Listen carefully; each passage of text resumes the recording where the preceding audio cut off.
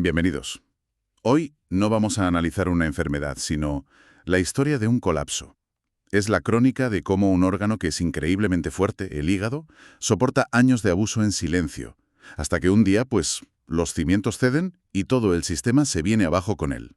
Para guiarnos en este viaje tenemos un capítulo muy denso de un texto de medicina interna del Instituto Voigt.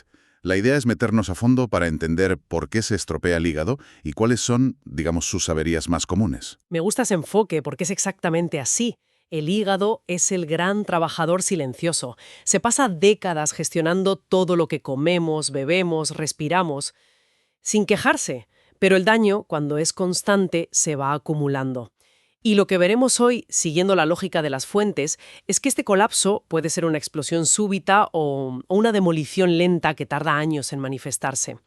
Analizaremos a los culpables, desde virus a toxinas, y veremos cómo todos los caminos de la destrucción crónica suelen llevar al mismo destino, la cirrosis y, en el peor de los casos, el cáncer.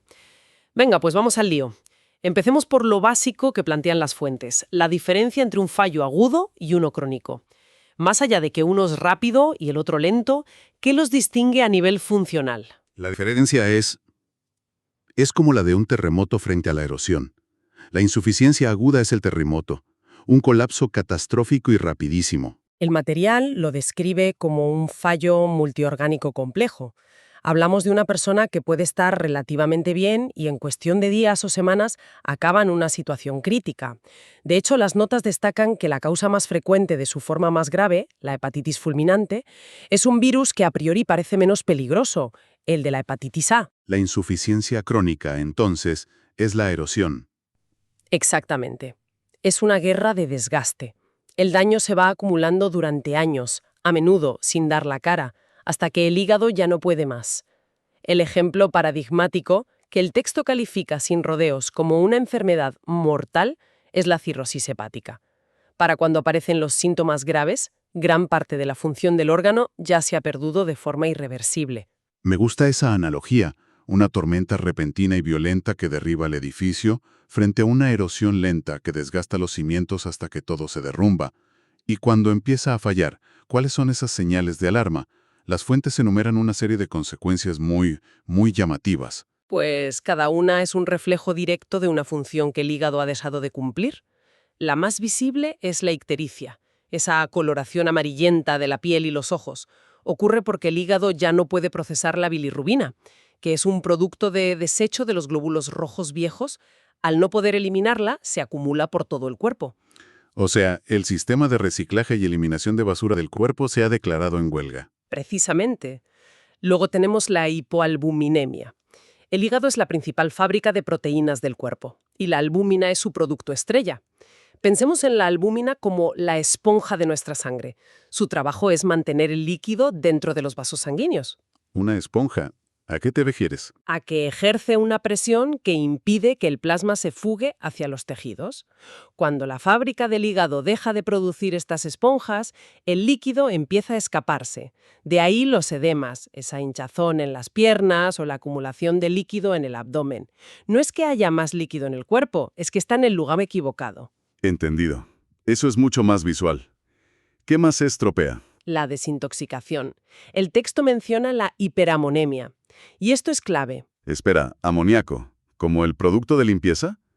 ¿Cómo es posible que tengamos eso circulando por el cuerpo y que el hígado sea lo único que nos protege? Pues sí, es un subproducto normal del metabolismo de las proteínas. Todos lo generamos constantemente. En condiciones normales, el hígado lo recoge de la sangre, lo convierte en urea, que es inofensiva, y lo mandamos a los riñones para eliminarlo por la orina. Pero sin ese filtro, el amoníaco viaja libre hasta el cerebro y es extremadamente neurotóxico. Causa confusión, letargo, puede llevar al coma. Un momento.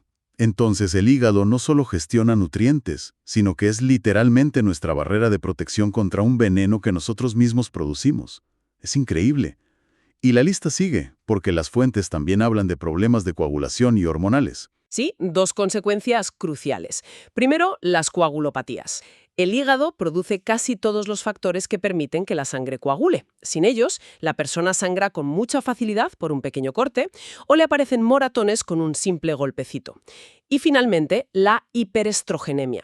Resulta que el hígado también metaboliza y elimina hormonas.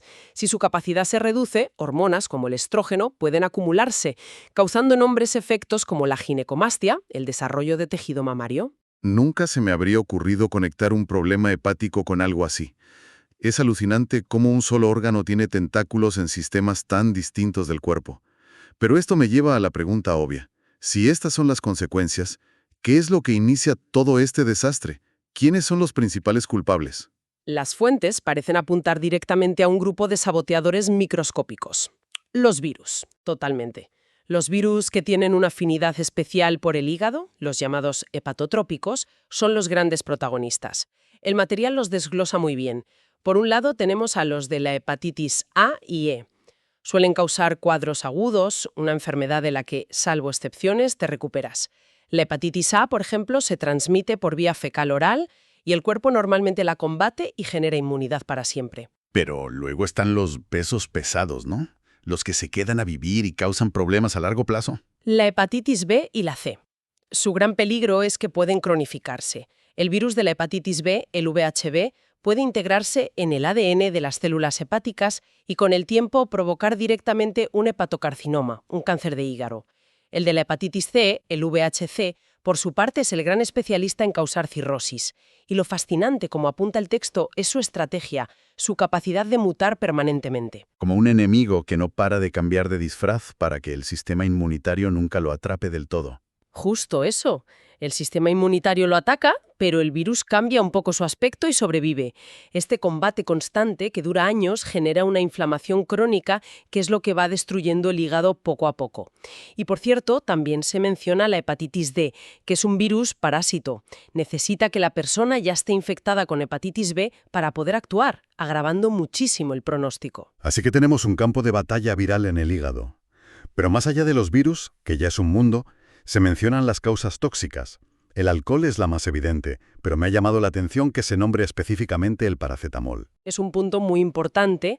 Sobre el alcohol, lo clave es entender que obliga al hígado a abandonar todas sus otras tareas, producir proteínas, regular el azúcar, lo que sea, para centrarse exclusivamente en desintoxicarlo. Es como si en una fábrica pararan toda la producción porque ha entrado un elemento tóxico que hay que neutralizar ya. Si esto ocurre a diario durante años, la fábrica entera se desmorona no solo por el veneno, sino por el puro abandono de sus funciones esenciales. Y el paracetamol, que es un fármaco que casi todo el mundo tiene en casa. A dosis normales es muy seguro, pero en sobredosis es uno de los tóxicos hepáticos más potentes que existen. Y además de las causas tóxicas, el esquema incluye las metabólicas, como la esteatosis o hígado graso no alcohólico, muy ligada a la obesidad y la diabetes, y las autoinmunes, donde es tu propio sistema inmunitario el que, por error, ataca tus células hepáticas. Parece que todo conspira contra el pobre hígado. A veces lo parece. Es un órgano que trabaja mucho y recibe golpes desde todos los frentes. Y casi todos estos caminos de daño crónico, como ilustra muy bien un diagrama en las fuentes, siguen una misma ruta. De un hígado sano se pasa a la esteatosis, al hígado graso, de ahí a la fibrosis, que es la cicatrización, y de ahí a la cirrosis, que el texto describe con una palabra muy contundente: irreversible. Centrémonos ahí porque parece el punto de no retorno. ¿Qué es exactamente la cirrosis a nivel físico? ¿Qué le pasa al órgano? Imagina que el hígado normal es como una esponja, suave y muy bien organizada, llena de canales por los que fluye la sangre para ser filtrada. La cirrosis es lo que pasa cuando esa esponja se convierte en una piedra pómez, dura, irregular, llena de cicatrices, de fibrosis y de unos bultos que el texto llama nódulos de regeneración. O sea, el hígado intenta curarse, pero lo hace mal y acaba creando una estructura que no funciona. Esa es la clave. Es un intento de reparación caótico y desorganizado. El resultado es un órgano duro, encogido, que ya no filtra nada. La sangre no puede pasar a través de él. A nivel microscópico, las notas distinguen entre una cirrosis micronodular, con bultos pequeños, típica del alcohol, y una macronodular con bultos más grandes, que suele ser el resultado de una hepatitis viral. Y supongo que tener una piedra pómez en lugar de una esponja tiene consecuencias catastróficas. El texto habla de hipertensión portal. Suena a un problema de fontanería. Podemos imaginarlo como un atasco masivo en la tubería principal que entra al hígado. Es la mejor analogía. Es un atasco monumental. La vena porta, que trae toda la sangre del intestino cargada de los nutrientes, se encuentra con un muro. La presión se dispara hacia atrás y como la sangre no puede pasar, busca rutas alternativas, caminos secundarios no preparados para tanto tráfico. Carreteras comarcales para un tráfico de autopista. Exacto.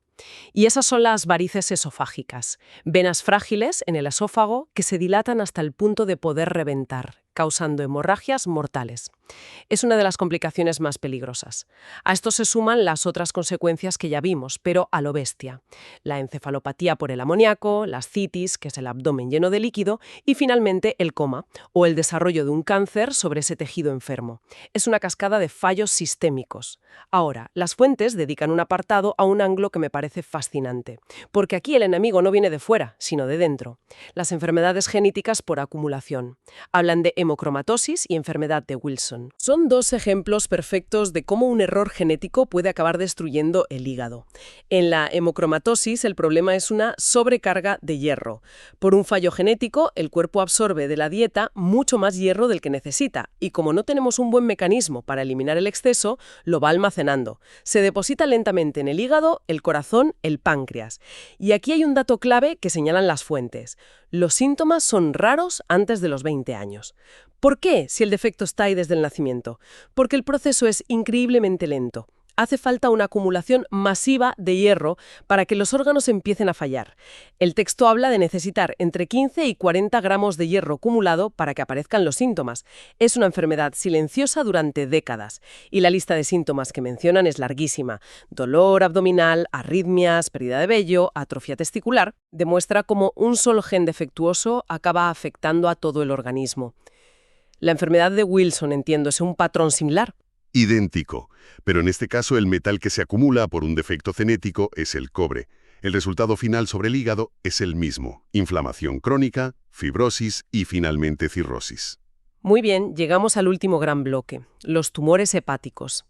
Y aquí el material arranca con un dato que creo que es fundamental. La mayoría de los tumores que se encuentran en el hígado no se originan allí. Es un punto crucial. Como el hígado filtra toda la sangre que viene del sistema digestivo, es un lugar muy común para que se asienten las metástasis, especialmente de cánceres de colon, estómago o páncreas. Son células cancerosas que viajan por la sangre y anidan allí.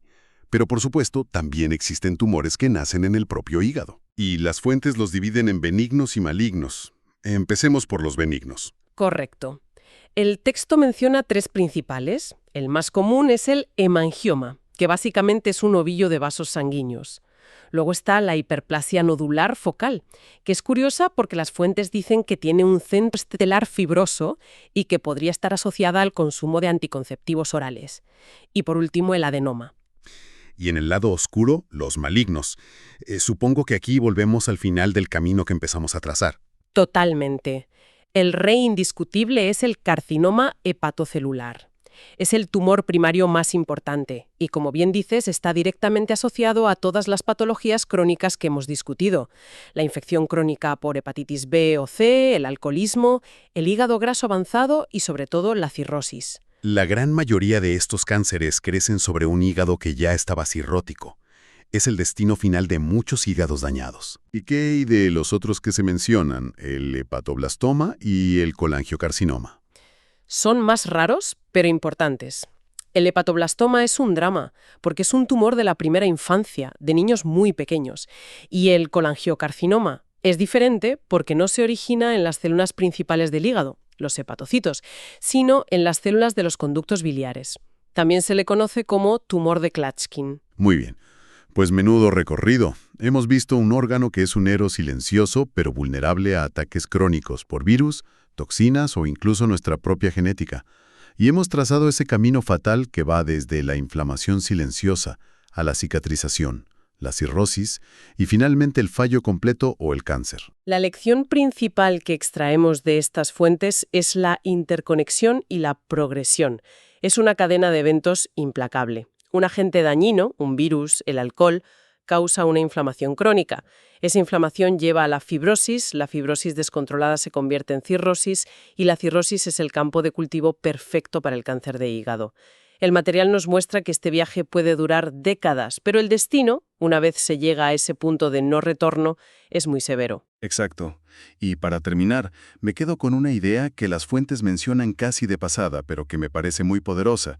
Dicen que el sello histológico de la hepatitis viral, lo que se ve en el microscopio, es la balonización celular, la hinchazón de las células hepáticas. Esto me deja una pregunta en el aire. ¿En qué momento exacto una de esas células, hinchada y estresada, cruza el umbral entre un daño que todavía es reversible y el inicio de una enfermedad irreversible como la cirrosis? ¿Dónde está, a nivel microscópico, ese punto de no retorno?